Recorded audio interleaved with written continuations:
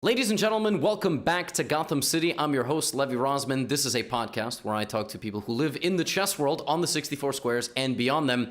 In this episode, I'm honored to be joined by 2008 Women's World Champion Alexandra Kosteniuk, extremely accomplished grandmaster, professional chess player known as the Chess Queen. She has done it all in life, and she is currently the reigning Women's World Cup champion, preparing for the candidates, working on a book, building her social media channels.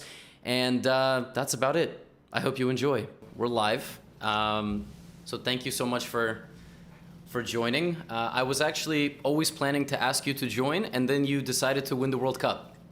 Yes, you see, I just felt your intentions. Yes, you're welcome. It's my pleasure to join, and hopefully it's gonna be an interesting talk. Yeah, I'm excited. I mean, I want to start with obviously the World Cup. So first things first, first of all, that was an unbelievable performance. Like, as a spectator, you won every single match in Classical, which, has that ever been done before in one of these events? Was it done by you? Yeah, exactly. So I know, I know this woman who, I won in 2008 the same way, no tie breaks. So no losses throughout the tournament, and just the only difference that at that time it used to be called a World Championship, and now I won a World Cup. But for me, it doesn't make any difference, really. All these names, it's still gonna be a rose, right? So yeah, and the name just doesn't really matter a lot in this particular case. And of course, I mean, I consider it to be a huge accomplishment for myself, that huge that I just really cannot even believe it myself. And when I try to think it over, to look back at it, to be able to analyze it a little bit, it's still so unbelievable that it's easier to say that it was like a dream that somehow came true, a night dream, and that it hadn't really happened to me. But well, eventually people say that I won it, and they keep congratulating me. So apparently it was true, and it happened. And well, I did not expect it to be. Of course, I tried to do my best. I was not really thinking nor focusing on the result. A huge difference in this tournament compared to other starts and other tournaments that I've played in the last years, that I enjoyed every single moment of it. I didn't have this huge pressure that you feel like, you just cannot really handle.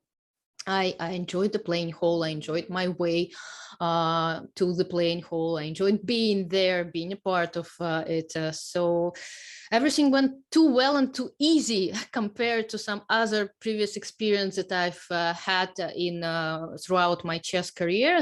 That's also why it's so hard for me to believe that that was actually such a high caliber tournament, and the tournament that everyone is so willing to win. I just won it so easily that I even couldn't. I mean, yeah, that just happened. Well, on a scale that's not quite as high, every single time in my life I've defeated a grandmaster in classical chess, which is 10 times or 9. I couldn't believe it either. So it's sort of like the game ended, and I kind of went, oh, wow, that's kind of nice. That's a nice feeling. I tried hard, and I go into all those games looking to try my hardest, and all of a sudden I win. It's kind of like, oh, very nice feeling, and let me just keep this going. But it's interesting you say that on such a scale, and the interview you gave right after to the gentleman who was interviewing all the players, I believe it was right after, you said when you win when you're young. Did you say you don't appreciate it as much, or is it sort of like you expect it more? And yeah, you don't. Okay. You don't appreciate. You just of course you won. I mean, you should win, right? I mean, why not? We've been taught this way. We've been educated that way. That the only place that really matters is the first one, and actually, only years later, only when I became a mom, I started to realize that it's not so obvious. Why? Why the only place that matters is just the first one? Why not the road, not the process, but the result? And if you're in like top 3 or top 10 or even top 50, nobody cares about it. It's still it can be quite an achievement. And I remember I used to watch all this competitions, Olympic Games, and at one point there was a commentator who was saying, "Oh, you see this particular athlete. She's running. She used to be like in her national team for a very, very long time. She is always on like place 7, 8." And at that point, I just recall it so clearly that I said, "Oh my God, poor girl. She must be suffering, to be always on like 7, 8 place." And years later, I thought, well, it's not so bad, to be in the top 10. And I mean, my values have shifted, my point of views have shifted. And when the problem, let me switch off my laptop because it's kind of making a huge noise and I don't need it. I didn't even hear it.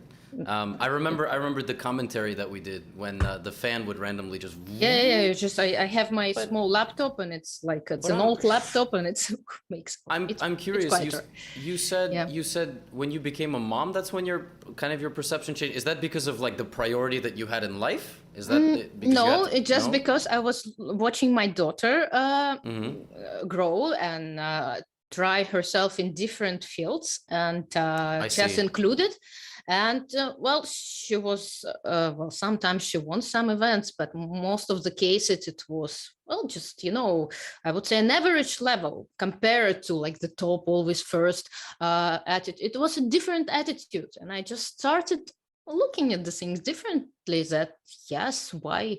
I mean, it's not so obvious, and I even don't know why we always had this attitude. Of course, at one point it helped me a lot. If you're always pushed to the top and you only consider like first place as the only place that is worth taking, then you are more likely to get these places. While if you have a different approach, then everything has pluses and drawbacks, and I think in my career, of course, it helped me. But there are so many cases in history that people just got, they cracked under this pressure. It's okay. If it doesn't kill you, it makes you stronger. That is it'll kill you in the future. So yes. And I've always wondered what would how my career would go if I hadn't had this tremendous pressure from the very early age that you must win, you always must be first. You took second place, too bad, and so on.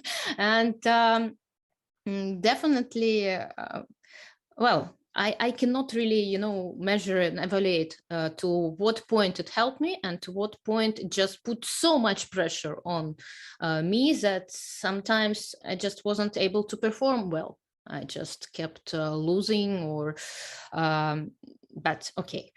And well, yes, that used to be my attitude, and somehow it's changed a lot. And yes, I understand now how precious every win is and how hard it is to take the first place. And just care about, and I just appreciate it more.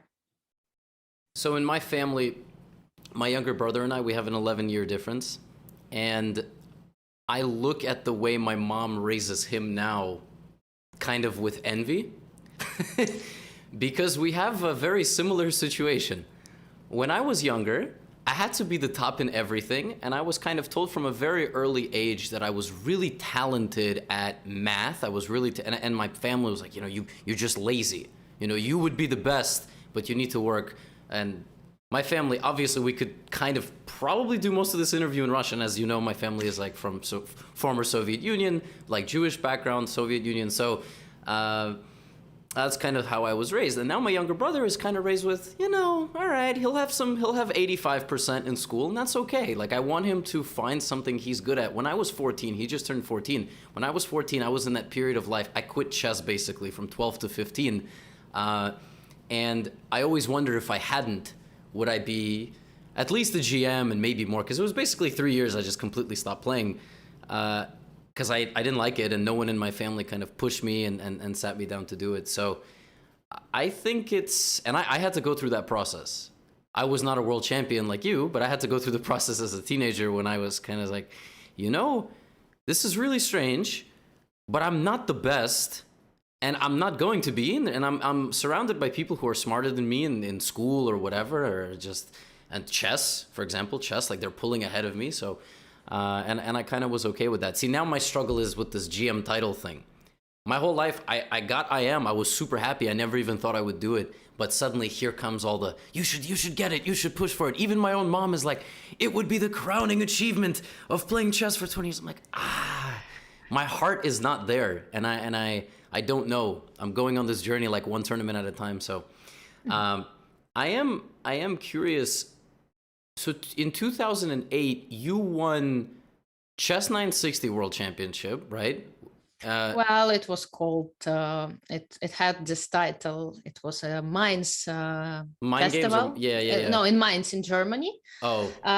The organizer, he organized many tournaments, and he named them World Championships. But it was unofficial World Championship, of course. Okay. But yes, I played 2 such events. Always great organization. Always enjoyed coming there, and and I won both of them. I think in 2008 and somewhere close to this date as well. And then in 2008, you won it was the World Championship, the World Champ, and in the final, was it against Hui Fan when she was just 14? Yeah.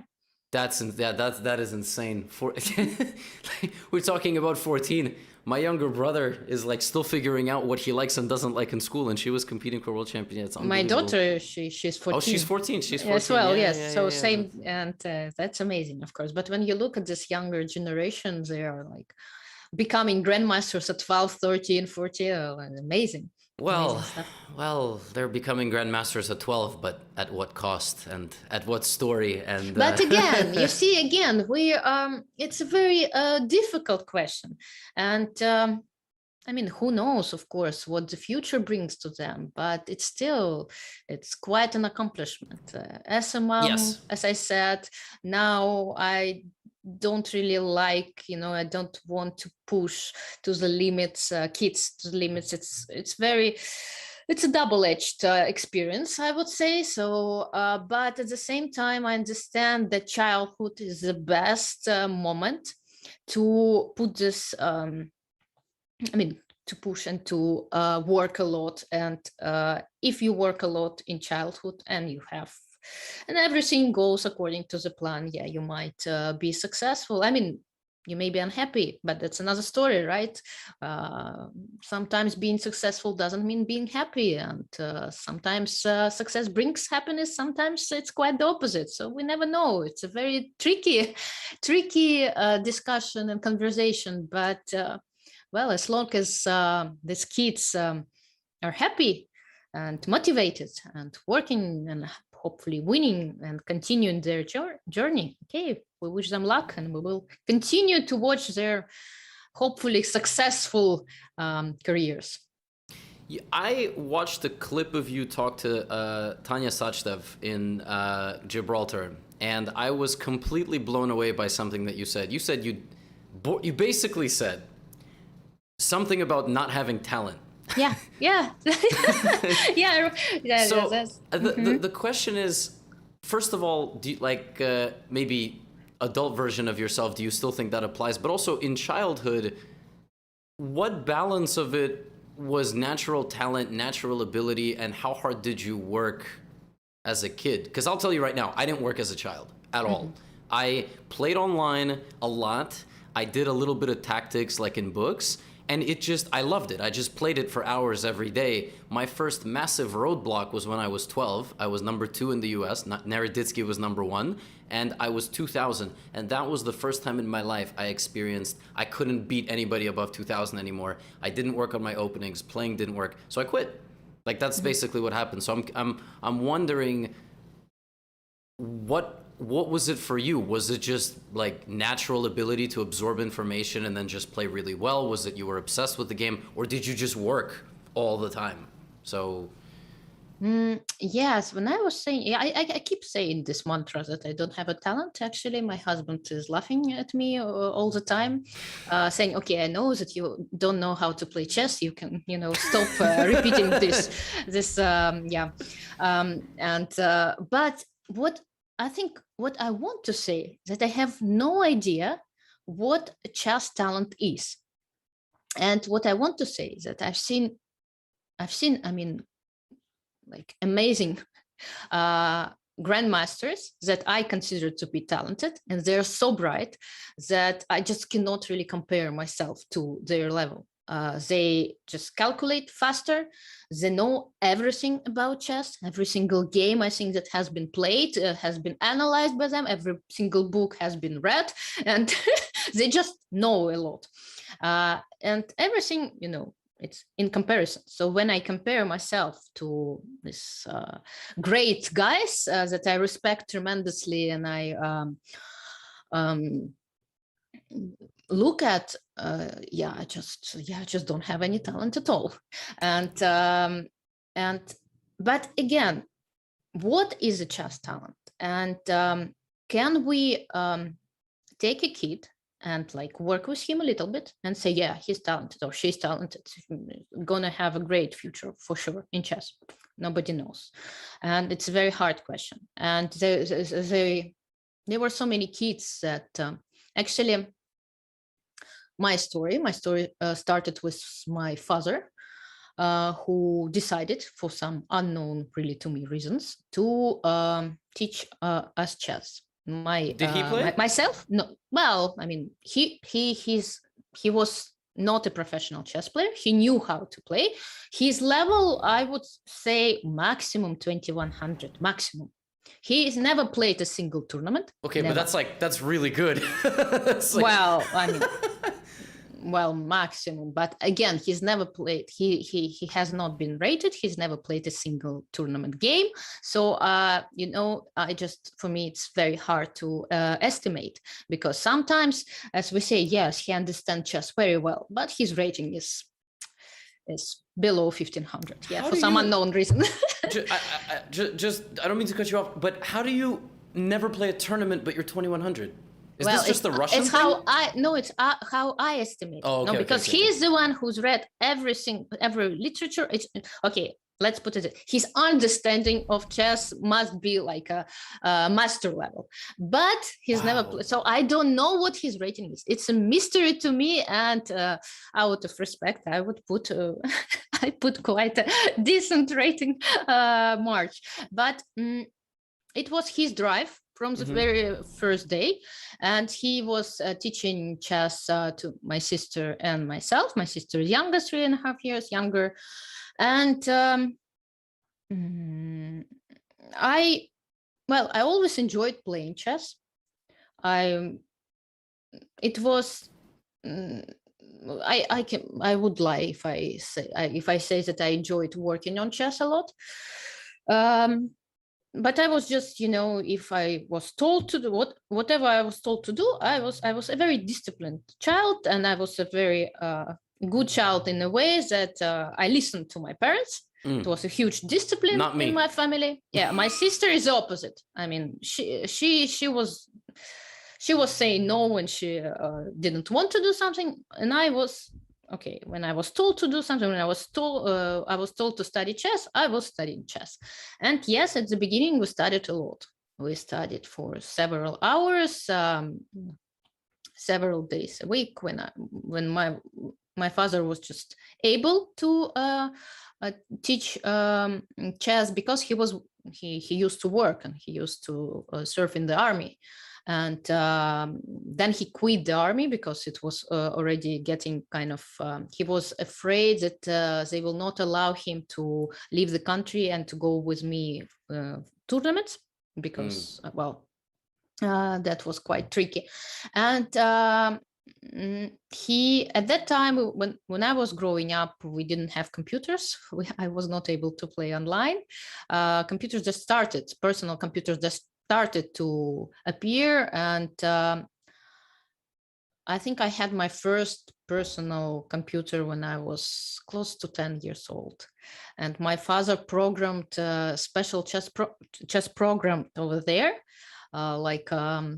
similar to now to what you can find now in every applications, with all this tactic, like puzzle rush and tactic and end game drills and all the stuff. He put everything that he was able to put inside this program, and I was just working on these puzzles for hours, solving tactics and going via all this known end game positions, theoretical positions. And of course, it's somewhere, it's in my mind, even if I have no single idea about it, it's there. So and it helps, of course. That's why it's important to start early, because it's so much easier when you're young to learn new stuff, and it's forever there. It's forever in your underbrain, whatever it's called.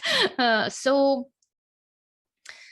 I was working a lot, but then at some point my father felt probably that he doesn't have enough knowledge in chess to he was not able to give me more. So I was able to become a grandmaster, a women grandmasters, at the age of 14.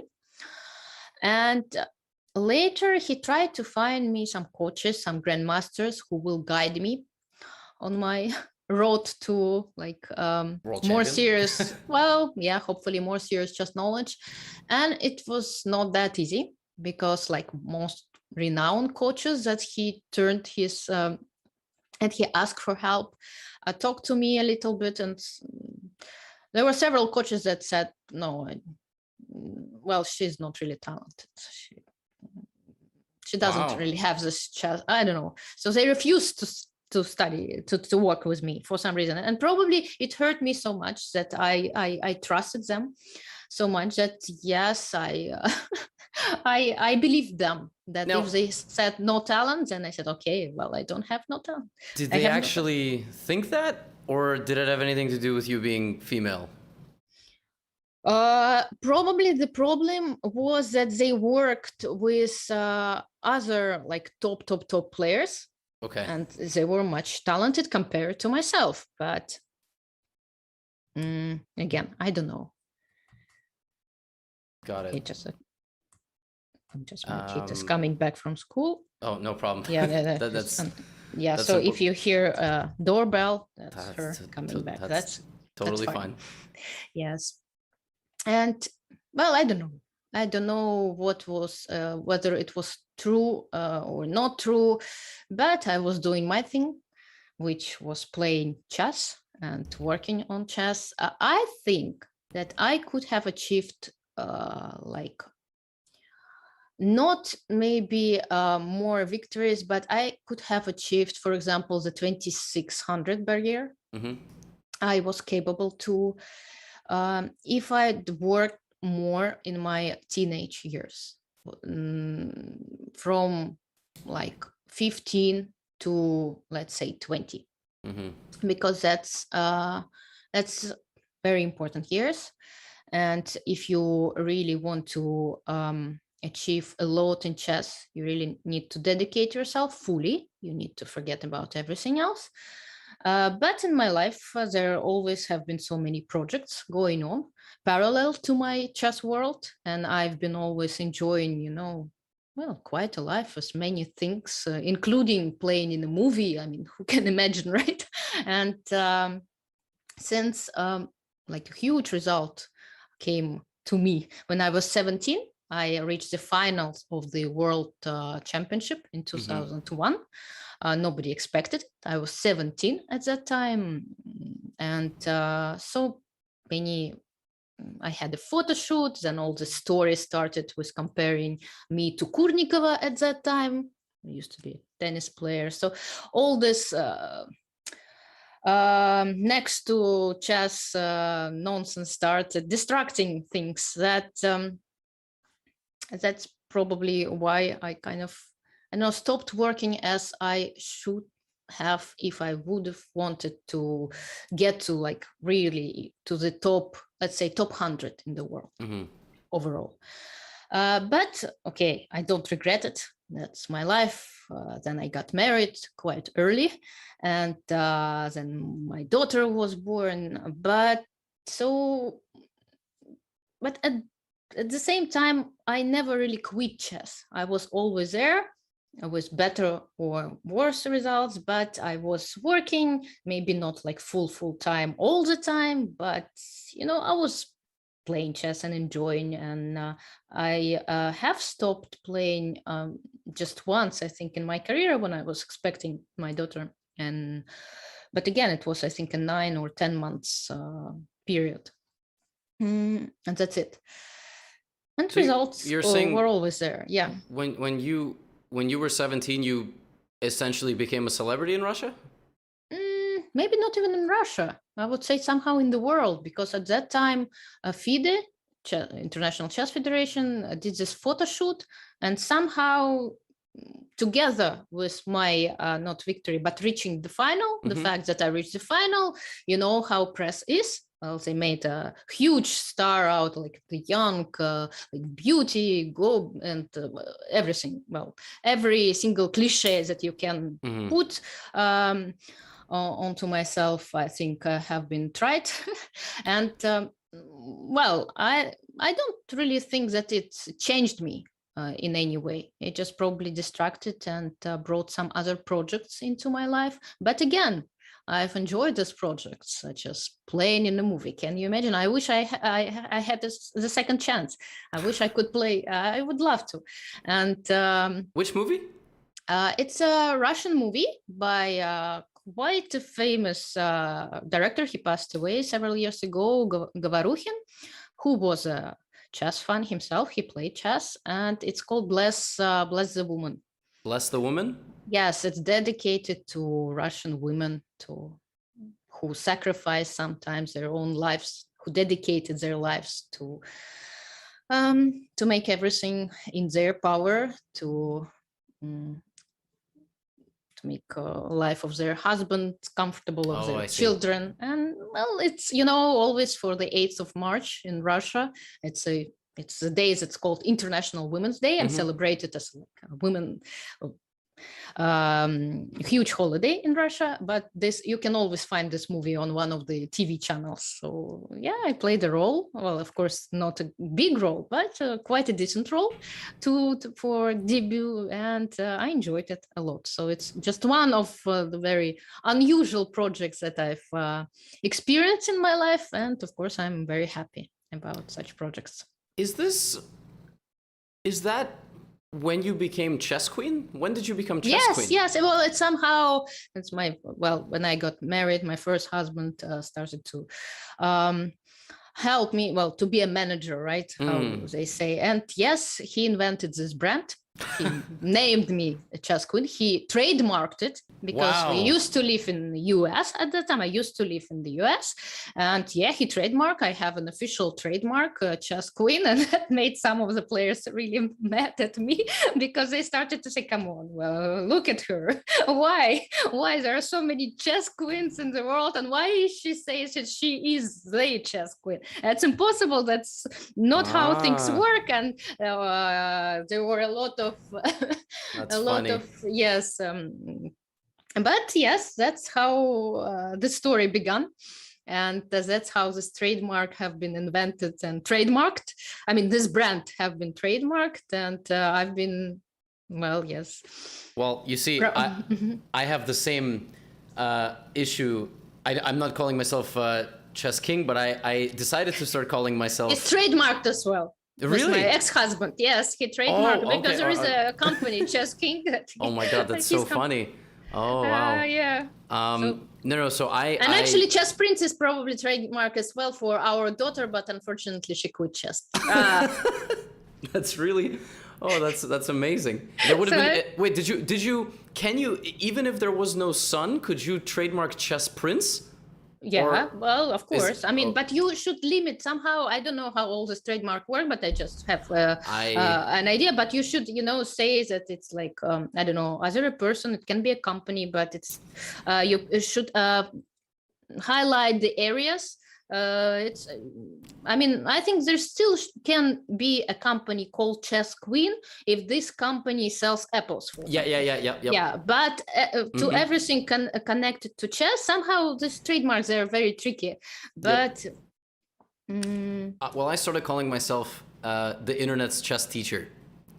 And this is just, I forgot, maybe I got this from something, was inspired by something, but I started just saying, I put it in a few different things, like how I became the internet's chess teacher or whatever. And I definitely also feel this way a little bit, like maybe how you felt about Chess Queen.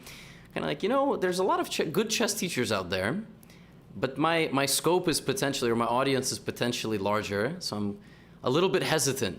I definitely would feel a bit uncomfortable in the presence of other strong players, perhaps at a tournament, but I've had many people reach out. I've had many people just even run into me, for example, some 5 blocks away from where I live, just to tell me, hey, I learned about chess in 2020, 2021. I've watched so many of your videos. You're the reason I play. Now I can beat my dad. I could never beat my dad. So it's cool to have, I guess, this positive impact. But at the same time, when I'm surrounded by my peers, I know for a fact there is a level of disrespect, which is one of the reasons I thank you so much for actually joining and being so positive about maybe streaming or the podcast or just everything in general, because I'm sure there are many strong players out there like, this is terrible, this is really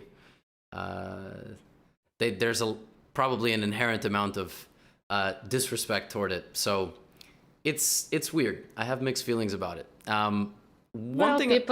People sometimes they're just envy, right? I suppose that's what it is. See, but I can't say that. I can't say, they're just envious. That has to be said by someone else. Someone else has. Otherwise, then I'm right, because it's not. I say, okay, let's first achieve something, achieve anything, and then we'll talk about it, because it's so easy,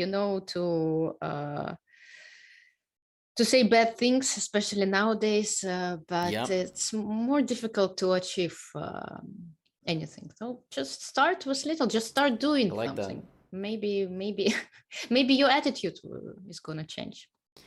So I had a few things to talk about also as you were going up. Something that I myself experienced. So my dad was also my kind of number one chess partner / manager. But at a certain point, I kind of broke away in the sense that, okay, I'm going to manage everything chess related myself. And I'm also going to manage, I was not traveling internationally, so that's not something I could manage. But at least okay, I'm going to get on the subway by myself. I'm going to go to the Marshall Chess Club in New York by myself. When I was really young, like 12, 13 years old. For you, when you said your dad got to a point, he's like, okay, I can't teach you anything chess related anymore. We need to get a coach. But what was your transition like in terms of actually managing kind of your own career, your next steps outside of chess? And also, who was your first coach? Like who was the grandmaster who you kind of work with to push you to the next level? Well, I've worked with, it was always hard after my dad. It was always hard because she was dedicated 100% and fully to my chess career. Of course, she was, thinking every single minute how to make me better. And it's hard to expect the same amount of dedication from, we would say stranger, right? So this, it was hard. I don't know. I was used to the fact that he was this pushing power. He used to push me all the time. I didn't, well, when he said I would stop, teaching, I would stop working with you. I said, oh, thank God, finally he would stop working with me on chess. But then when that happened, actually, eventually, and I needed to find coaches and to pay for coaches and to think and to create a training plan, I was not ready. I don't know. I started being on my own quite early in that sense. However, he found grandmaster, and we've worked a lot with him, and we still communicate once in a while. It's a grandmaster from Moscow, Alexei Karatelov. I'm not sure you've heard about him, but in my understanding, he was a very talented chess player, but somehow he decided to focus fully on his training career at some point. And when I asked him why, a few months ago, I think, he said that, well, he already had a family and he didn't feel that he can support. It was quite risky at that time to rely only on his participation in tournaments. He needed to have now our income that he can rely on, because it was not only about him, but about his wife and his kids. And he decided to start training and give lessons. So that's what he is doing mostly nowadays. And I started working with him when I was 15. And when I was playing in my first final in Moscow, he was also helping me during that tournament. And yeah, with him, it was on and off for a very long time. As I said, I even don't know, in 2004, I remember he helped me during the European Championship, and he was the first one to recommend me playing the Petrov defense. But then also in 2004, I was playing in the World Championship in Elista, Knockout World Championship. And on the way back, I talked a lot to Yuri Sergeyevich Rozovaev, who just asked me, do I want to continue playing chess or not? Because it doesn't feel that I'm really studying it a lot. And somehow I started working with him as well. Oh, reverse psychology. It was always hard for me to somehow make myself work all the time. So I needed to find help to, otherwise I wasn't able to just sit and work. And that was my biggest problem. And I still struggle a lot nowadays when I don't have anyone next to me, just to sit, to take a board, to take a book, and just work myself on my own. And that's a huge, of course, drawback that I think stopped me in progressing chess-wise and reaching those rating heights that I was talking about. But again, throughout my chess career, Alexei Karatelov was one of the first grandmasters that really started helping me and helped me we worked for a very long time. Then Rozovaev was helping me. And there were many grandmasters that I've had training camps with, right? It's 1 week or 2 weeks, or even we communicated for like a month or two. But I cannot really name, just one person. And I'm always grateful to everyone who helped me throughout. And and somehow I'm still wish I can, forget about everything and focus fully on chess, but life goes on, and I'm not that. I believe that the perfect this age to dedicate yourself fully is well before you have a family. It's when you're like old enough and mature enough to do it on your own, to realize that you want to work on your own. You're not pushed by your parents or your coaches. You just say to yourself, yes, I will work and I want to work and I'm interested in that. And it's that from 15 to 25. But of course, in chess, you can perform well even at the more serious and more mature age, let's put it. It was very funny because when I won this World Cup a month ago, and I received many congratulations, and many people contacted me and praised my victory. But there was one particular congratulations that made me laugh a lot. It's from a chess player, from Harika Dranavali. She made a story in her Instagram saying, wow, what an amazing achievement at 37. I never knew it was possible, or something like this. And then, okay, 37 is just a new beginning. But yeah, time goes by, and I mean, I'm so surprised myself sometimes. It seems as yesterday I was, just a very talented, bright, new name in the chess world, and I was just starting, and suddenly I'm a veteran of my Russian national team, playing it for I don't know, 20 years now. Wow. It's true, yeah. It's kind of, it shocks me as well. And I don't feel that old, of course. I don't feel, but in most sports, being 37 is considered ancient, right? Yeah, that's like sort a of dinosaur. Yeah, so it's true. I definitely saw that a lot. Many of the congratulations I saw were, congratulations, it's such an amazing achievement at 37. It wasn't just congratulations. They couldn't just leave it at that. It like has to be, wow, you did it, even though you're knocking on death's door. Like, no.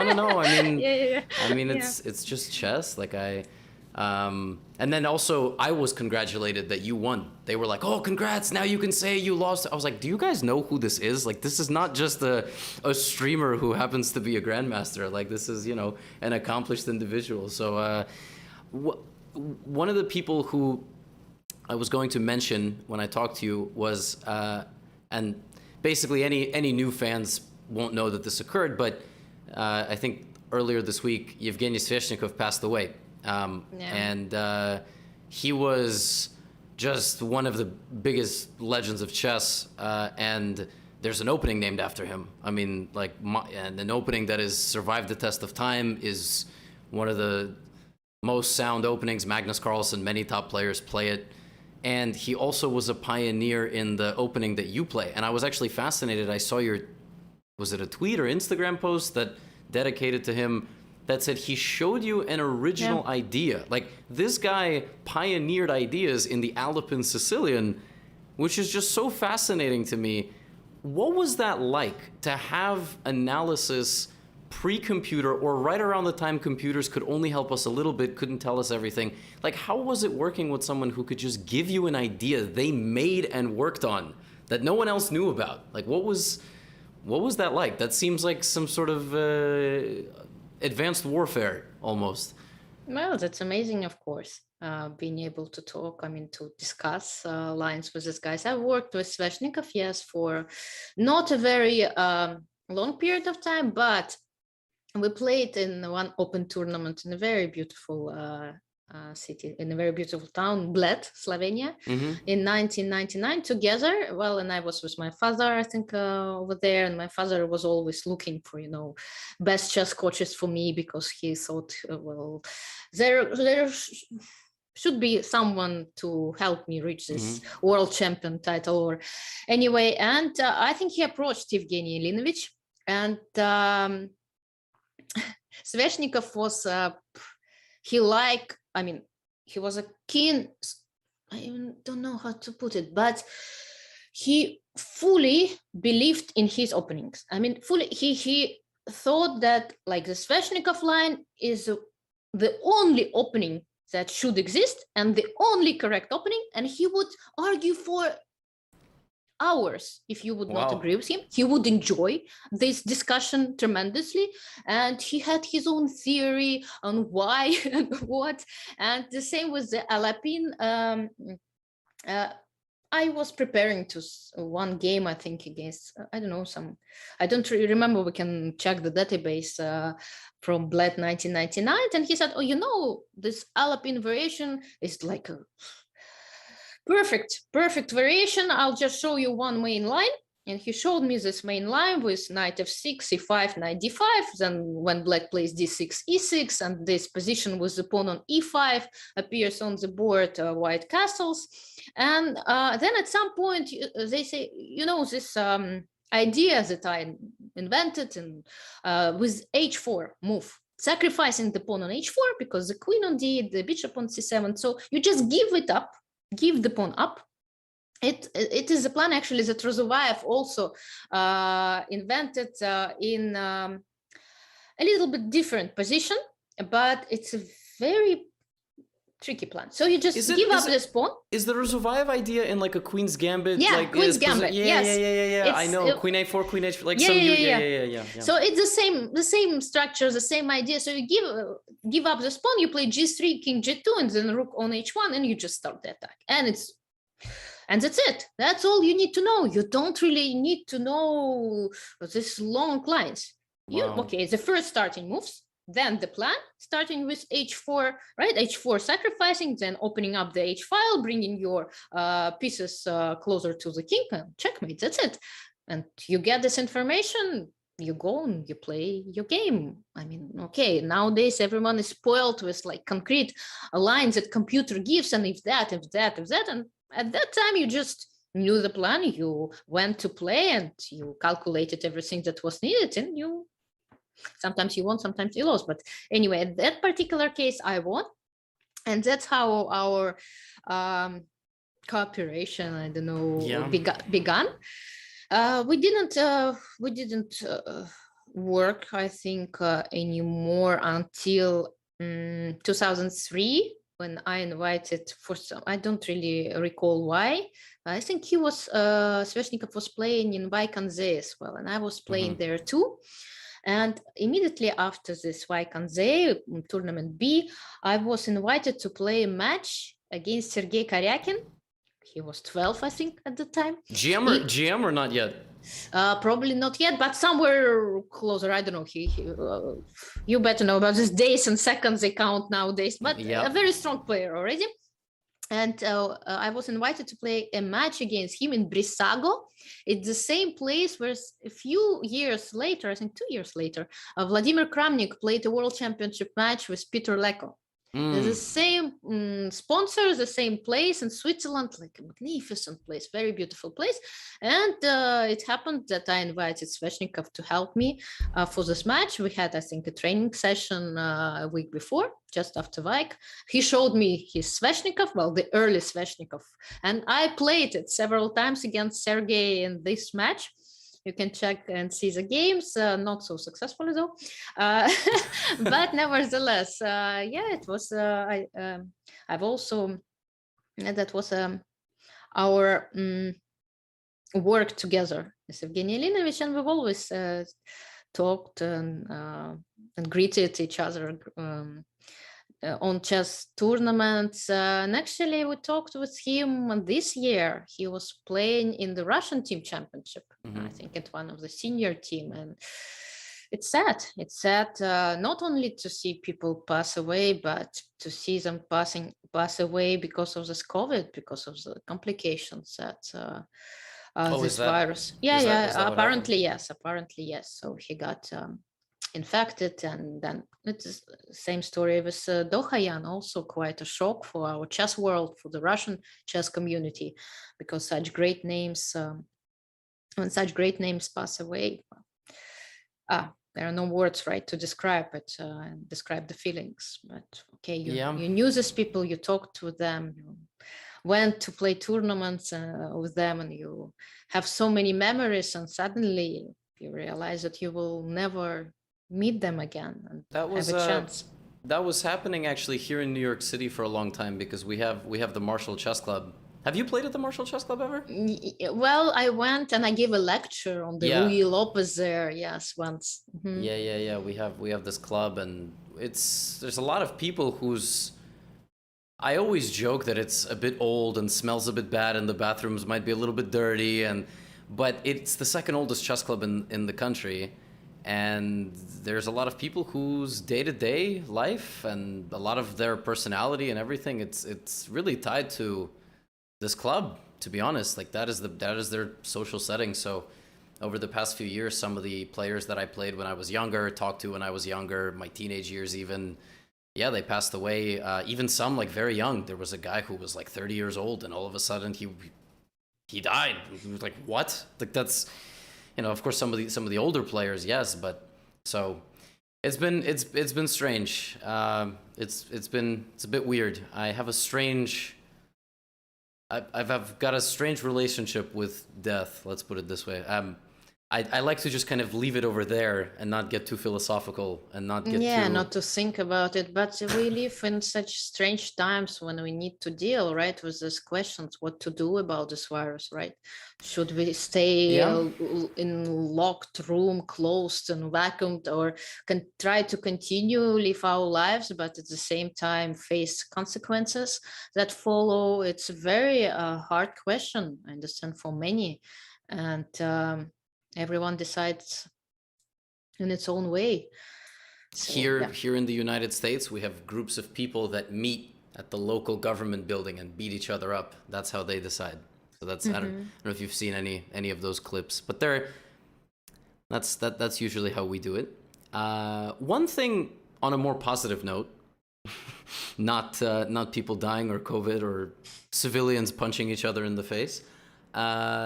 There is I don't know if this is a misconception or if this is the correct way of thinking, but Russia has, and certain other countries, when I think about those countries, I think that if you're a natural talent and national, not natural, but also natural talent, they sponsor you. It's a big thing. They invest in you. I wish it was true. So that's not a thing? Like, or is it more like they pick one person?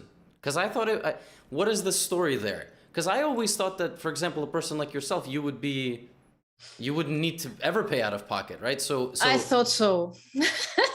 Okay. This is interesting to me. So what is that like? Well, to put it, first we need to say that we get some salary from the Minister of Sport in Russia.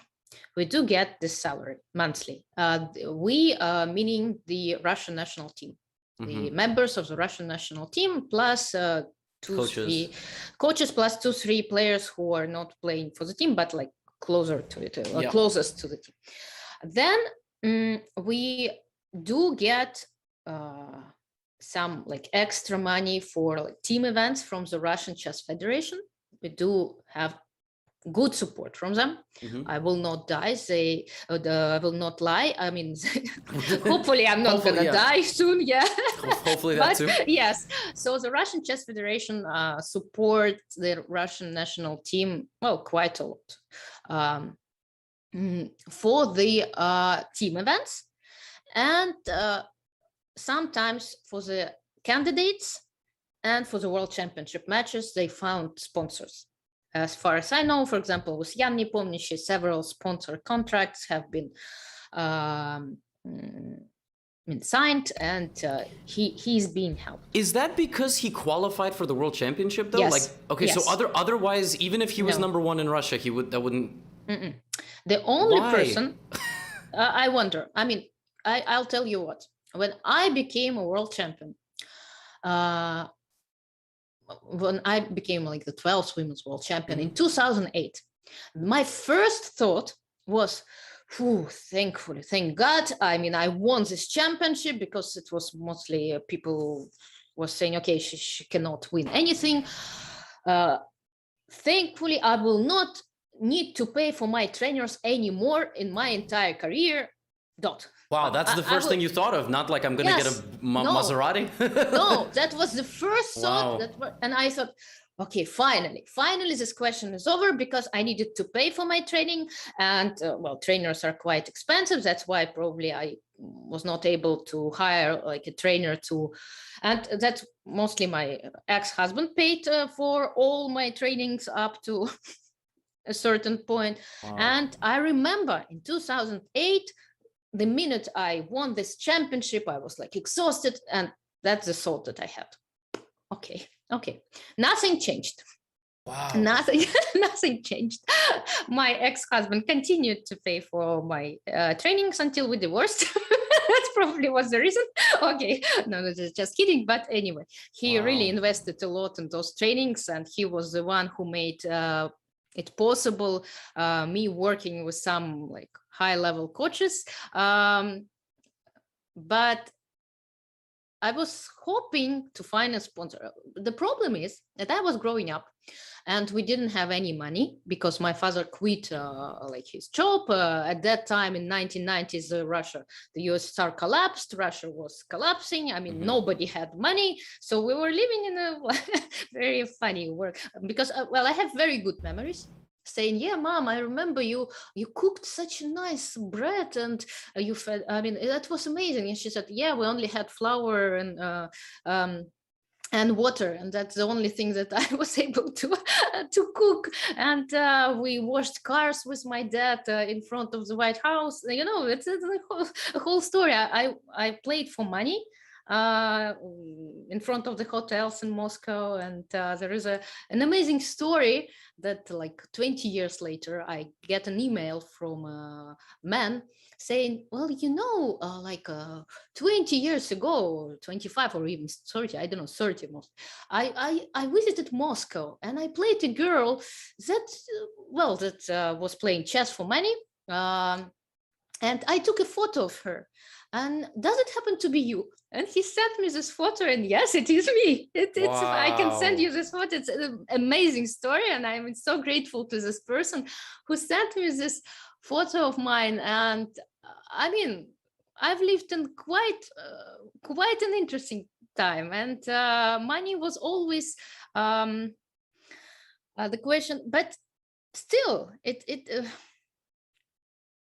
okay, that's I'm kind of I'm carrying away to another. No, topic. that's good. That's perfect podcast material. No, what I am saying, even though money was always like a huge issue, and we didn't have anything when I was growing up, and my father was not able to support some trainings, and he has this natural ability, natural talent, even I would say, to make people believe.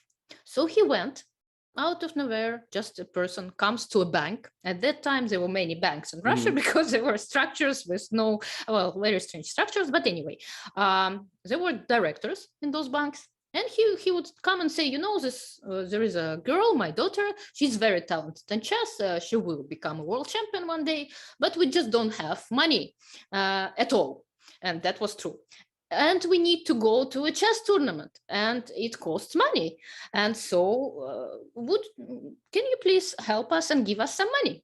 And surprisingly, there were people who gave us some money.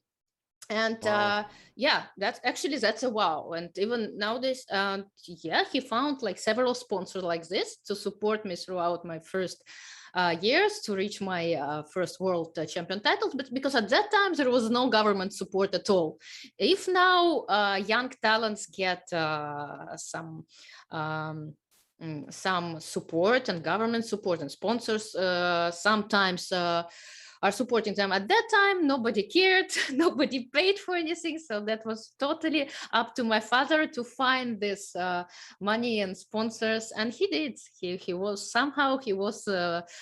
successful. He even went to play casino. He had the whole theory on how to win, but roulette. And and he was winning. He was winning. And there was a casino at that time. Casinos were were open in Moscow that were selling lottery tickets. And 3 tickets, it was a lottery. And the first prize was let's say $1,000. That would cover all my trip to European Championship under 12. And he believed in himself so much.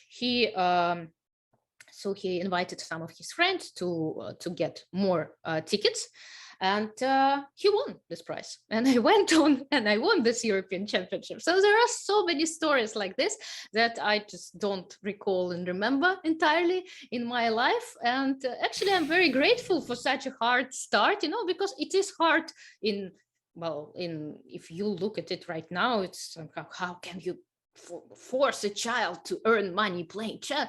And at that time it was like a game, we didn't really know. We did not have any other choice.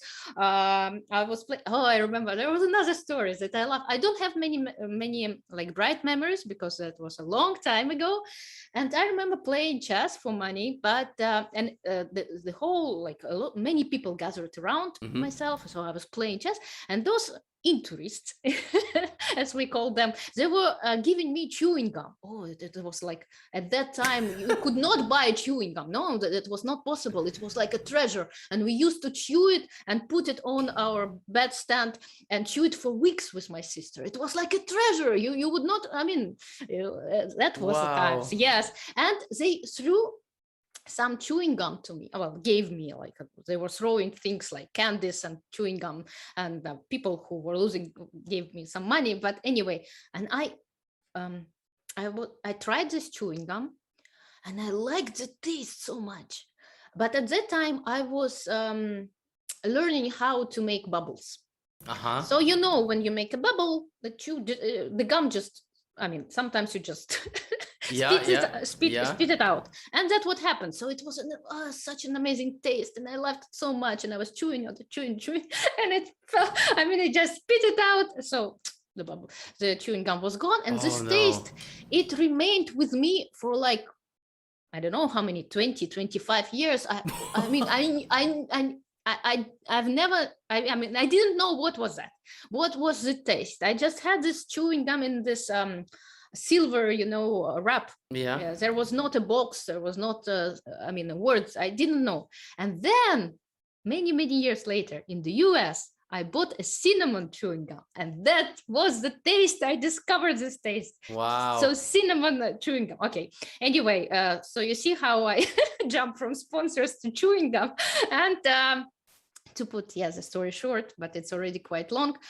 After my father, after his talent ability of making people believe and give money, I've never really had a sponsor. I've had several advertisement contracts, quite big, I must say. One of them being a contract with LG in 2003, 2004. It's like one of the biggest advertisement contracts that I've had.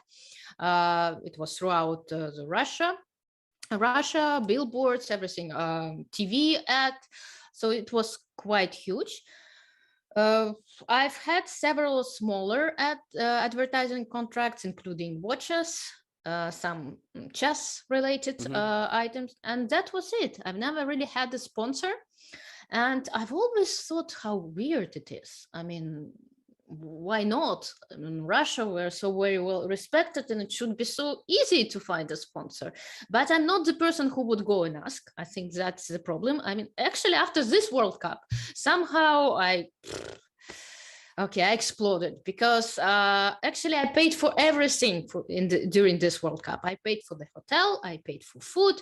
Okay, I haven't had any special trainings, just my husband, who usually helps me and trains me for free.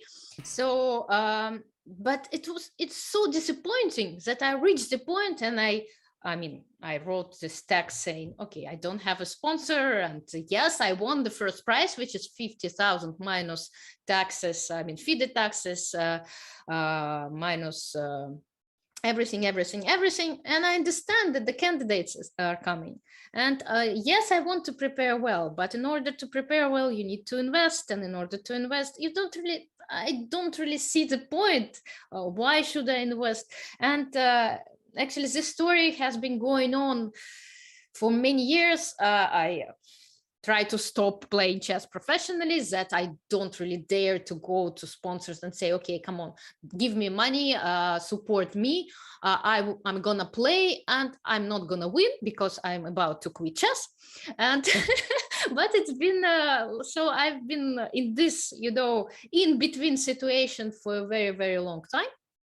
And since my career is almost over, right? Who wants to support a chess player who is about to finish her career? But results keep coming once in a while, and it keeps me thinking about finding a sponsor. But okay, it's been a very long it's a very long story, and I will play without I will continue playing, of course, without sponsors. No, don't say that. Don't say that. No, if there are no sponsors, you can't say you're willing to do it. You should say, I'm not going to play. Yeah, I'm not going. Dot. So okay, bye. Yeah, there you go. Like you have to sponsor me. That's sad, and I don't know why, and I don't understand why sometimes they find sponsors. No, I'm happy that they find sponsors for younger players who are just starting and are not supporting like older players and more experienced players at all, because they think that, okay, if they're so old and they still play chess, they find their own way, they will be there. And that's sad as I can see it, but that's the way it is. But so is Jan the only player currently with a sponsor, or Sergei Karyakin, of course, got many sponsorship contracts after his match and before. I mean, I don't know, at some point he really became a celebrity in Russia. And, I was going to ask you just separately from Jan, because Jan is do you think that Jan will experience the same trajectory, or is there only room for one Sergei, basically? Like, I mean, I don't know, you never know. Hopefully, fingers crossed for Jan. So hopefully. What exactly happened with Sergei? Like he played the match. He was insanely close to winning that match. Yes. Yes. Would Russia have exploded, like in a good way, if he won the match? Actually, it exploded even if he lost. Yeah, it's the way how you present news, Yes. So it doesn't. I mean, you would go now to Russia and you would ask, 100 people who are not chess players, but somehow know about chess and most likely heard about Sergei and his match against Carlsen. And you would ask them, how did Sergei win or not? They would answer, of course he won. Of course he won. Wow. So it was put the way that he, the Minister of Defense, he fought so hard, it was tie break, it was so close that he suddenly became such a huge celebrity in Russia. Wow. And he is the winner. Come on. What other choice does he have? So, yeah. What does he do as a celebrity? Is he just the face of chess then? Like what has his role been since 2016? Because I don't know. He's mostly he's always been really good at these knockout events. I mean, he just got to he's in the candidates again, like that. So is it gonna become another surge of hype? Because look at this guy, he's back. Well, it definitely will help. I mean, his name is very well known outside the chess world. And since he got into the candidates, actually, I just hope that it's the beginning of a new circle. Of course, there were many people say that it's like the end of his career, but I understood very well myself that what he did was quite understandable. He was like getting results after this match, after his like tremendous work. In view of the sponsor contracts, of different invitations to different events. And he's a very easy, outgoing person. He's a very communicative person. So it was easy for him to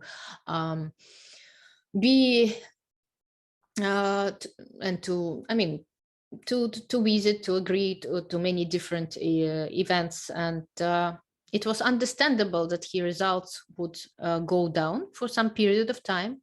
But right now he's willing to get back he's working apparently very hard. So I don't see the reason why not to repeat all this circle again. And I'm very happy for him that he played well in this World Cup. He qualified for the candidates. And as we say in Russia, hopefully they're going to be all Russian World Championship match in a few years, right? Yeah. Jan will versus win. Sergey, yes. Yeah. Sergey like commands respect, it feels like, from some of his top peers who are kind of like, yeah, of course he was going to win World Cup. You know, I've seen some of them tweeting, I don't know why everybody's so surprised that this guy's unbelievably strong. And it's funny because if you look at his track record, he won the candidates and he got second place twice. He's always good. He's like World Blitz champion, World Rapid champion. He just kind of, as my friend said, he chills around 2760. You know, he gets his results when he needs to. So it's fascinating. It's fascinating. But Jan is now making that push. Do your media responsibilities go up? Like you have to do all these interviews now? Does Jan now have to hire a manager? Is this how it works? Like you went through this, becoming the massive. So what is well, on I Jan's... don't know. I think Jan just closed everything around him for the moment. Just 100 days till the match. Yesterday it was. So he's just focusing fully on the match. He gave a few interviews to the biggest Russian portals, but that's it. I mean, he's saying that for the moment I'm just fully focusing on the work, on the match, and then we'll see. Whatever will come. And so of course he cannot predict how big it's going to be in Russia and how big the impact will get from the match, because from the match with Sergey it was huge, it was enormous, right? And it made Sergey a celebrity, and actually I was quite happy to see it, and it got him, to Sergey, some sponsorship contracts, and that's great. I mean, I know from my own experience that it's not so obvious. I mean, you can continue winning and it will not change the situation. For example, I won now, like the World Cup, and it happened to be during the Olympic Games. So nobody in Russia really even noticed it. That's interesting. Yeah, of course, people who followed, chess people, yes, but like the press, the media, I give one interview to like a sport magazine and one short TV interview, and that's it. Wow. Okay, nothing really. I compare it to my 2008 victory, where the first channel came, I got congratulation letters from the president, the prime minister, Первый канал, and so nothing. Yeah. Wow. Of course, chess sites congratulated me, all my chess friends and people who follow chess, they all congratulated, but nothing from media. And okay, well, that's life. I don't really play for it. Of course, it would be very pleasant to see some outcome from this victory, because I still hope, to get to see some sponsorship contracts, and you cannot really get it without media attention. Somehow it's connected, and that's why that's why I almost completely stopped giving any interviews, because I was not getting anything. I was dedicating my time. I was to the Russian media, I was spending time wasting, I would say it, and talking to people, and photo shoots. They always ask for photo shoots, and so etc. And then I said to myself, why? Okay. They say that your name should appear in the media list to make sponsor and so on, and it's somehow connected. Well, I see only one way. Somehow I don't see the way back.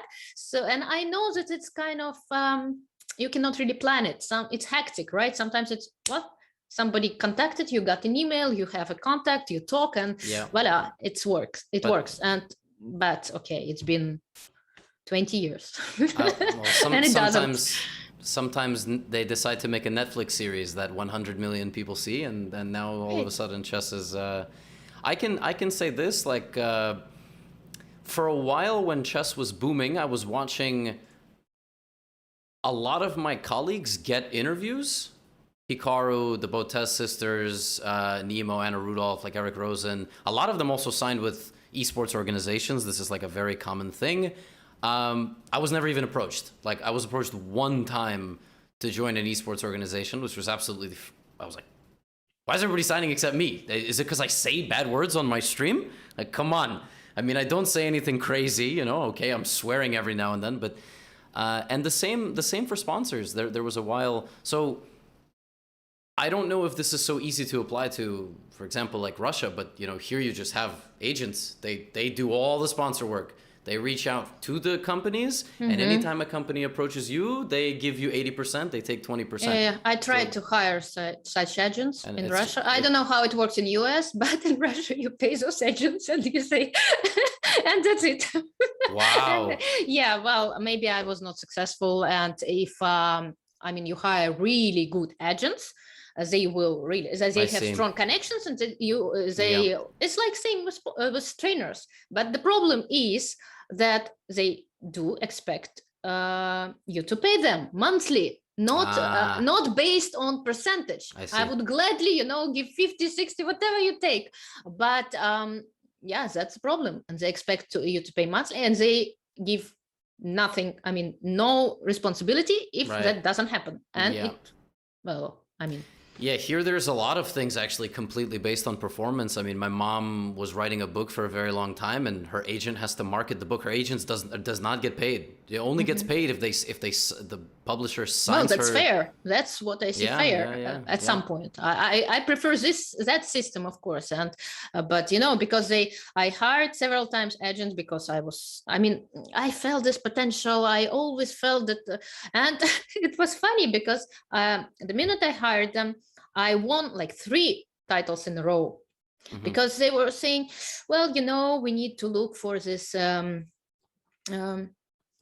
reason you to be in the pages or somewhere. And I say, okay, well, I've had such a career. You can find some interesting stuff in my, life story, I'm sure, without even further titles, because I cannot guarantee that I'm going to win more. And it happens to be, I win 3 tournaments in a row. Wow. Big tournaments, European Rapid Blitz and Monaco Grand Prix. And I say, okay, here they are, here your tournaments, here my performance, now work. They say, no, we can't really work, we cannot guarantee, etc., etc. I say, okay, forget about it. I've lived for so many years on my own, and I would continue my story. Hopefully, luckily, I will find someone to be able to prepare better for the candidates. Even if I don't, of course, I'm not gonna die. I'm quite a happy person to have not only chess, I also have my streams, and I'm also very grateful to chess.com, who hired me as like the head of chess.com.ru area department, and I think it helped me a lot.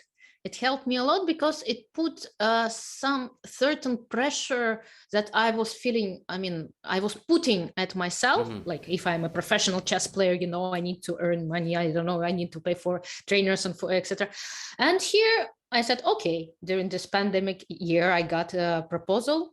And I started in July 2020 working for chess.com. I said, well, okay, maybe that's the time of the year.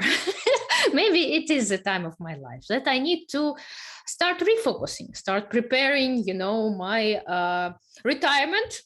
And that's how I won World Cup. Because yes, they say, how did you prepare? Probably you made something special. I said, yeah, I was finishing a book for kids in May because I had this deadline, and they waited, and I said mid-June I would do it. And so I was writing and doing these diagrams with how the rook moves, how the king moves, and giving streams and making streams. And yeah, well, that's life. Sometimes you never know when the results will come, right? Sometimes you just need this little click to put this extra pressure off your shoulders, and things just start working. I'm glad you kind of brought that up, because that was one of the things one of kind of final 2 things I wanted to ask about in terms of what's next. So you said there's a book for kids, and There is obviously your stream, and I kind of noticed like everywhere, a little bit on Twitter, Instagram. It's just building the social media presence. Probably. What is the biggest platform in Russia? Is it Instagram? Like that people are using? Nowadays, Okay. I would say Instagram is number one. That's why I've been focusing mostly on Instagram for the last years, and I've been doing most of the things in Russian in Instagram. And I know people complain, they say we can't understand, but luckily there is a C translation button, and now there is even a C translation button in stories. And it works pretty well. Yeah, that's amazing, because they said, okay, we can press this button and see your post, but we cannot understand what you're writing in the stories. And now you can. So well, and yeah. My plan was to actually make the podcast have Russian subtitles, but that probably will not come right away. It will probably come in some weeks, but I'm hoping I'm going to put out like a little notice. And if somebody can reach out and, well, at this point, this is going to be live, so they're going to be listening to it. But you know, Levy, I would love to see you as a guest on Chess.com.ru. So using, my... because people are asking about you. And they say, oh, I know that Levy, he speaks Russian and we watch his videos. I can try. I would gladly. Online Olympiad is coming up and the World Championship match. So I did a show with Pavel. I remember. That was terrifying. I was exhausted. I've never in my life spoken Russian like professionally for 4 hours, and we were doing this commentary and on Pro Chess League or something like this, right? I think it was Hikaru versus Hoifan, and it was like it wasn't speed chess, but it wasn't an interesting match. I mean, Hikaru just crushed. So we can check. We can see it. We can check it on Chess.com.ru, I think, channel. Yeah. Your performance. Yeah. I mean, in Russia, but you did it. I talked to my family, and it's bad. Like we'll be sitting at the restaurant. I forgot how to say a dish like from the restaurant. Like and then I'm like, oh my god, it takes me like 5-10 seconds. So yeah, I want to. You need to practice. So we'll provide you all the practice you need.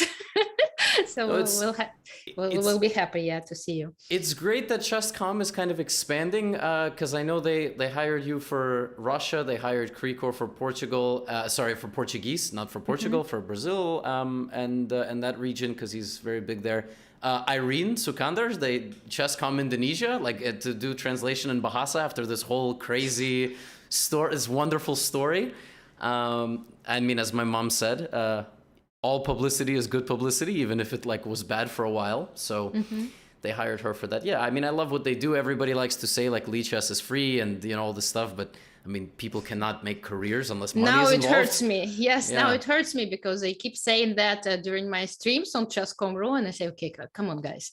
Chess.com is doing like huge work for all the streamers, not only for myself. Okay, now I'm working for Chess.com.ru, and I'm quite happy and grateful to Chess.com because I approached them and I said, in the mid of June, I said, I will try to prepare for this World Cup.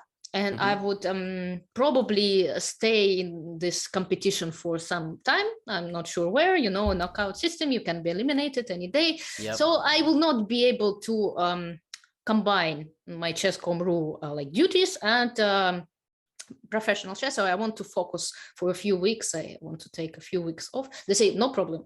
You just keep going. You're still playing for Chess.com.ru. Our head Chess.com.ru is is playing, and yes, they just let me play, let me focus, completely forget about everything that I was supposed to be doing for my salary. But anyway, I'm very grateful to them, of course. And so when people start complaining about some sources being free and some being for you need to pay for them, I say, okay, guys, if it's free and you are happy with it, you go and use this source. And we're very grateful to the source being free.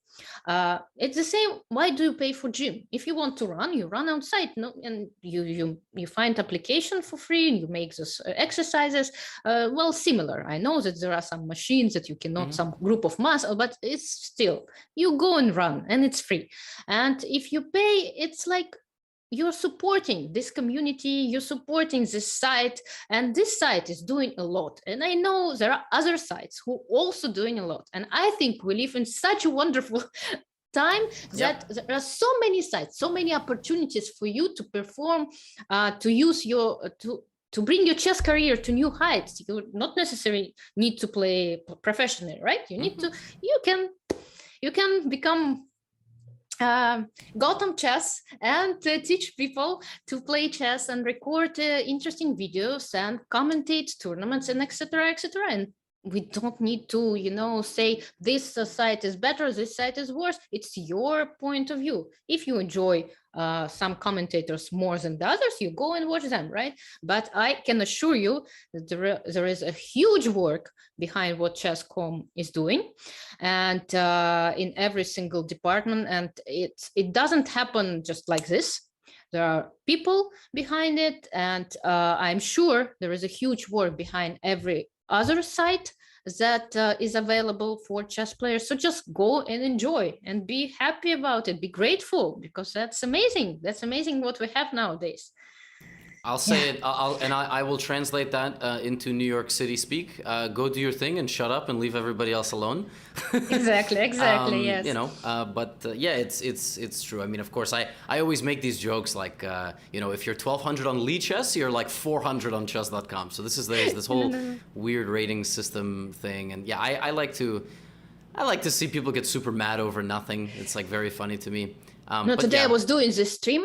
On the final part of my World Cup victory, the final one, the semi-final and final matches, I was reviewing them, and there was one guy in the chat, and he was asking, okay, what engine do you use? Do you use Stockfish, or do you use AlphaZero, or do you use something else? And I say, well, it depends. I mean, I'm not really a big, computer person. I'm not really good in those engines, but how do you study openings?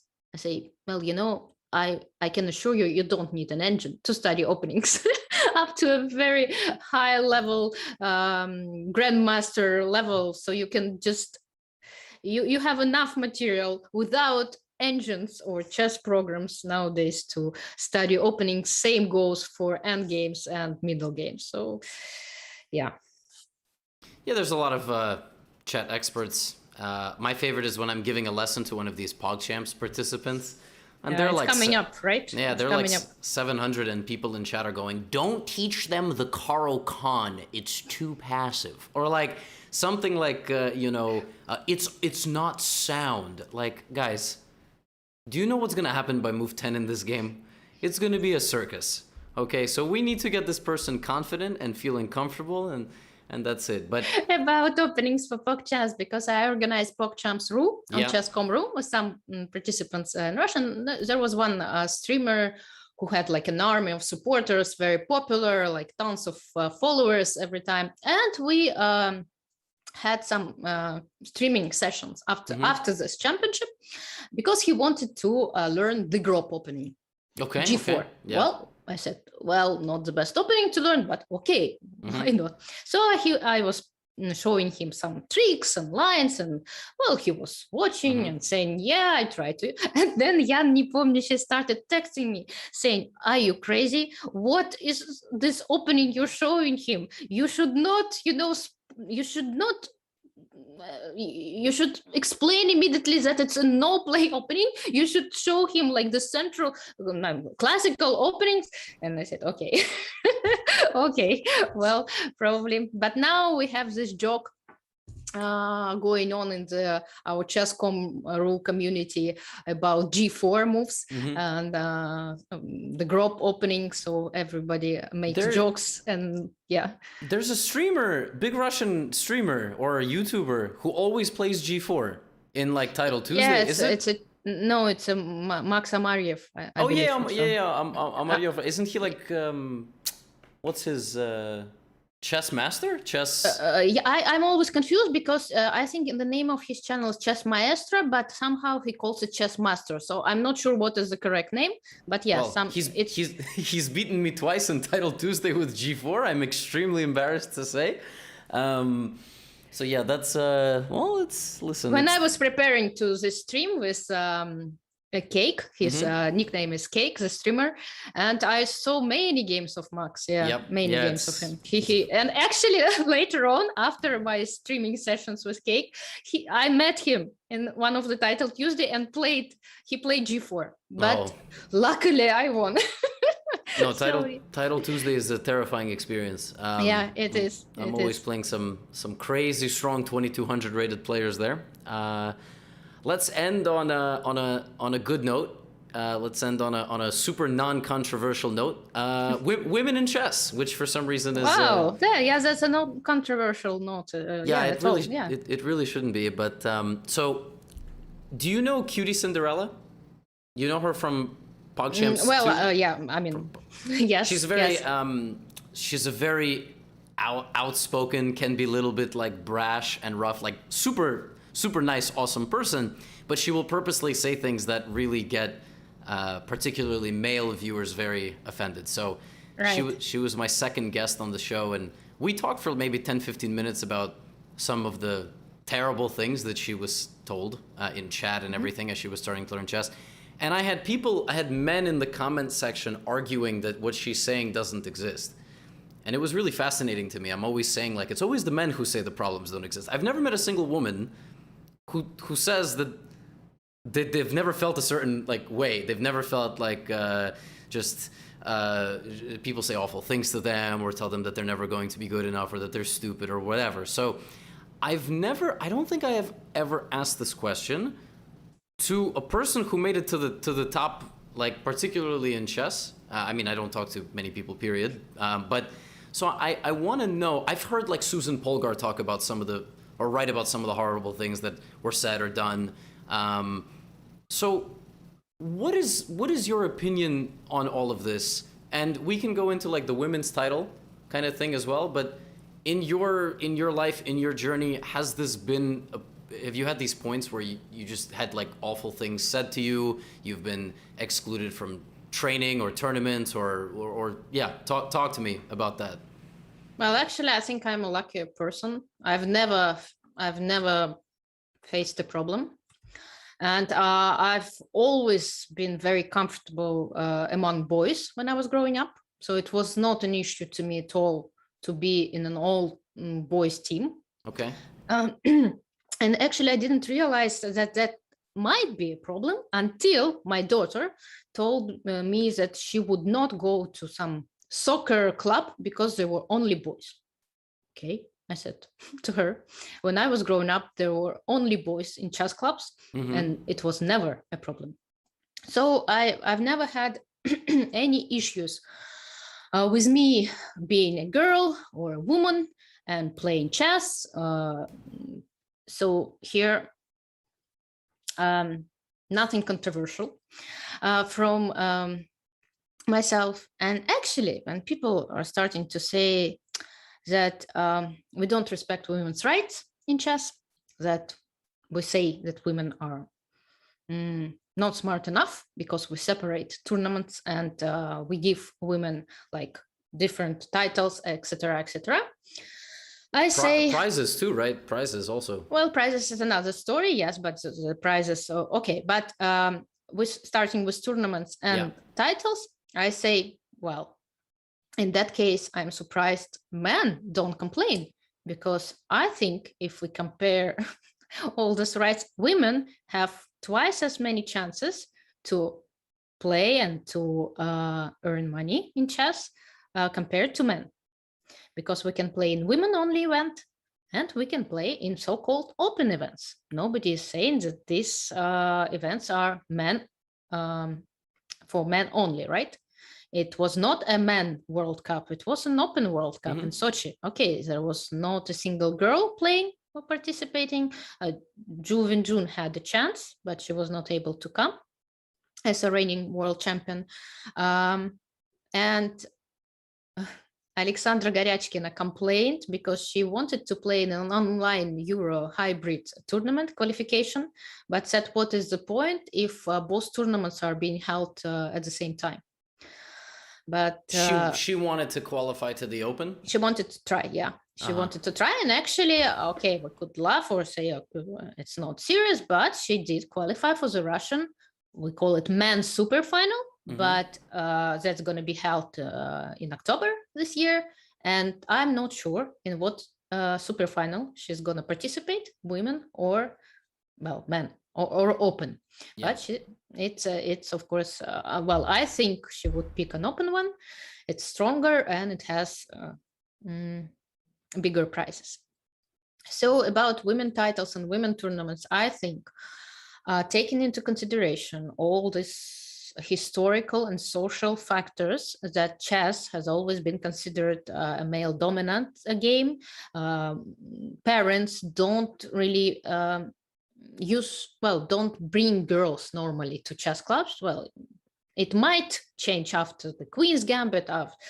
It has changed in the last years, but still, it's if you have daughter, you would not think about chess club in the first place, right? So fewer girls start, fewer girls um, continue to play, and so women titles and women tournaments, I think, is a huge support for women's chess nowadays, especially taking into consideration the fact that women can and sometimes participate and do well in open tournaments.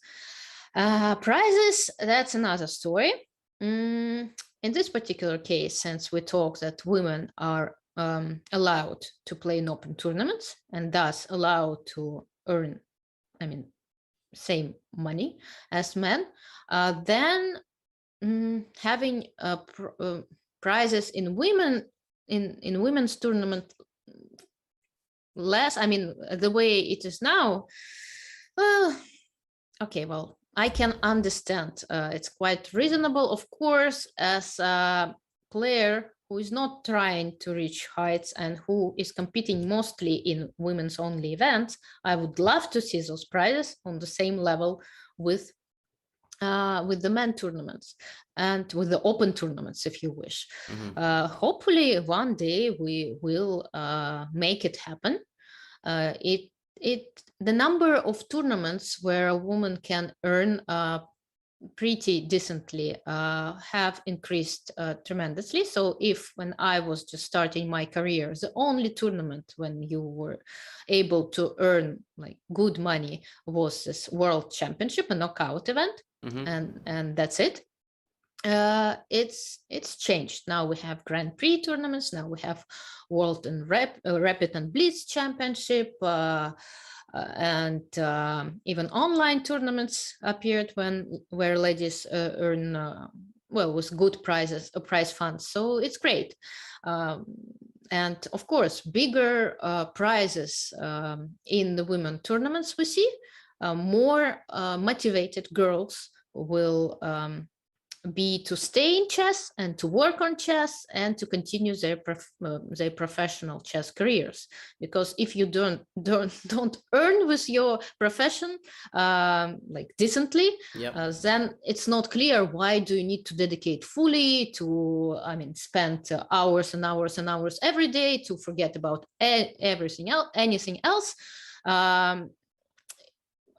What is the reason, right? Okay, you like chess, but at some point then you make a choice what to do with your life and how to live it, and to work for nothing, that's kind of strange, and only a few people can do that. So you need some kind of support. And normally if you have bigger prize funds, you have bigger interest, and everything, as we've discussed, is connected in this life. When I think about it, I always make the argument that part of it is definitely cultural. Like, it's, as you said, when you have younger kids, you put them into activities maybe with their friends. And if I always tell the story of my first day teaching at the school where I ran the program for 4 or 5 years before I became like streaming full time, I would show up and there would be girls on the first day and it would just be them and like 12 boys, and they would never come back. So they would just never return. Like, we've had girls who don't care. Like, they're not intimidated. They're not, they're people. Like, they're all people. It doesn't rattle them. But some of them, what I definitely have noticed from a very young age, and I'm sure this is true all over the world, boys are just extremely rowdy in classrooms. I mean, it's just, unless you have like a military style school, they are always the ones who are doing silly things, getting into fights, I mean, God, all sorts of crazy stuff I've experienced. When you put like an all-girls classroom, their learning experience is enhanced. This is what I've definitely noticed. The boys will destroy a classroom, whether it's all boys or, if you put like 2 boys and 6 girls, okay, maybe the boys will behave themselves, but it's unfortunately how it works. This is like what I've witnessed. So my last year at this program, we had almost 50-50 participation in kindergarten. Like the novice section of these tournaments that we play, unrated tournaments, everything, maybe 45-55. And the more you see friends around you that you like, and oftentimes that means the same gender, because that's just the way it goes. Like you want to stick around more. The problem is, I don't know how we will ever test this. Because the question is, well, let's just abolish women's titles. I don't know that will cause more harm than good in the short term, probably. You need it's so hard because you need the whole study. We need to basically see if we have a 50-50 split of kids who are 6 years old, what happens to them as they progress? Who the hell is going to test that? You don't know. You honestly just have no idea. I mean, there are so many. It's life. They're not being, they don't live in vacuum. There are many things around them. There's social environment, right? People they meet, people they talk to, they interact. I mean, there are so many nuances, and for girls only and boys only schools, there are also quite a lot of discussion in pedagogical, areas are taking place. So it's hard to find the correct answer. I started with that when we were discussing something at the beginning, when we just that it's not white and black in life, right? We cannot sometimes find this one correct move that will definitely win this game or will be the right solution. No, there other moves, other ways to live, and other possibilities. And every person is unique, and we don't know what will be good, what will be bad. Sometimes, as we say, что русскому смерть, да, what will... I don't remember the saying exactly, but we have different ways of saying that, meaning that what will bring death to one nationality will be celebrated and will bring cherish to the other nationality. And we often make this comparison that you never know. The same with people. What will be dreadful for one man will be the key to success to another. So we will not be able to find the solution, and maybe one day somebody will guide us through and explain everything. I doubt this day will come, but for the moment we're trying our best. I think International Chess Federation is trying its best to support women in chess, bringing more tournaments, bringing bigger prize funds. Outside of the chess world, things are also doing pretty great because this Queen's Gambit suddenly appeared on our screens, and more and more girls, I think, will get carried away by this story and will be tempted to try this interesting chess world that is so secure and that you can have the total control of, similar to the main to Beth Harmon. Hopefully they will have the whole control of their life and of this chess world, and we'll see what it will bring us to. I think that's a very positive outlook, and I think also a good note to end off on. Again, I just want to say thanks, because I didn't want to take up like almost 2 hours of your time, but we seem to have kind of breezed through a lot of different talking points. So this was great.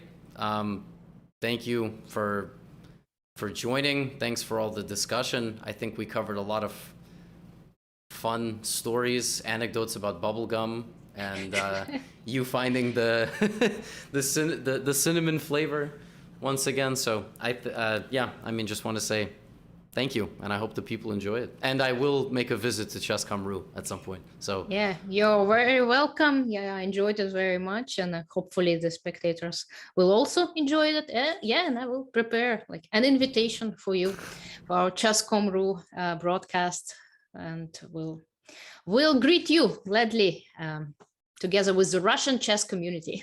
Once again, if you've made it this far in the episode, I just want to thank you, as always, for the continued support. I want to thank Alexandra once again for joining.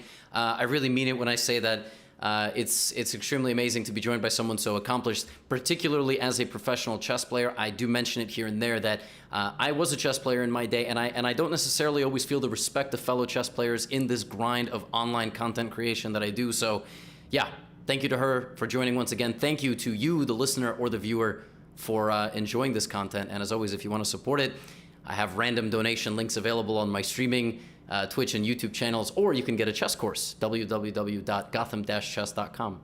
That's about it. I'll see you next time for the next episode back here in Gotham City.